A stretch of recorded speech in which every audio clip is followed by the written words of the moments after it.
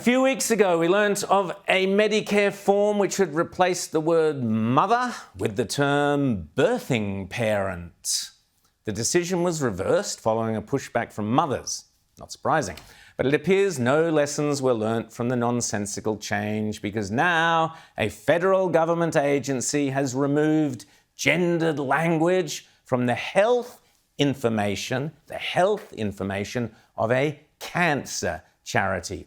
The Australian newspaper reports that the Cervical Cancer Foundation used the term, quote, people with a cervix, and often omit the word woman, effectively erasing women from crucial information. Someone who has witnessed the lunacy of this anti-women agenda firsthand is advocate for mums and babies, Jasmine Sussex. Some months ago, she lost her job as a counsellor, a counselling position at a breastfeeding association, simply because she wanted to use the word mother. Jasmine joins me now. Jasmine, great to see you. How are you? Hi, Rowan. Good to see you too. Yeah, pretty disappointing to see the Cervix Association dropping mums and women. Tell us about it. Tell us why this is I guess the woke or the politically correct would say, look, we're just being inclusive, we're just including people who might be trans women or whatever, so we're trying to help everybody.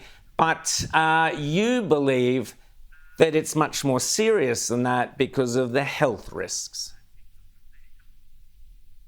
Yeah, well, we should be able to respect that health professionals and cancer charities have the best interests of women and, cancer sufferers at the top of their minds and, in their hearts. So to see the Cervical Cancer Charity pretend that, women are people and dehumanise us with this bodies with cervixes language, it's just quite shocking, really. I spoke to women about this today ahead of coming to talk to you, Rowan, and women are just appalled, what is the CEO of this organisation thinking, why are they doing this? And what health professional, or health promotion professional would think it was a good idea to create these vague ads that call for people with all bodies with cervixes to get a cervical smear, when surely they know women, with low English skills or from non-English speaking backgrounds are not going to realise this is for them. This could actually put women's lives at risk. Well, I think that's a really key point. You're putting women's lives at risk for some political woke agenda. Now tell us, Jasmine, your kind of area of expertise. You've been, working with breastfeeding women, mums for many, many years, 20 years or so. What about this idea of chest feeding?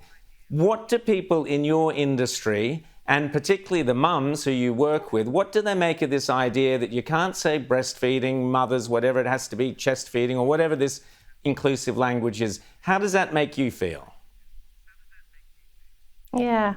Well, again, I think mothers just feel really betrayed by the very organisations that are supposed to support them, and the fact is that gender-neutral language is a con, and it can be quite dangerous. It's certainly very disrespectful to mothers and babies, and it definitely doesn't promote or support breastfeeding, which is the job of these organisations. So, when we pretend that it's families that breastfeed or parents that breastfeed, we're putting at risk, the mother-baby dyad, which is really important and life-saving in lots of situations. So with premature babies, with mothers and babies during the COVID pandemic, with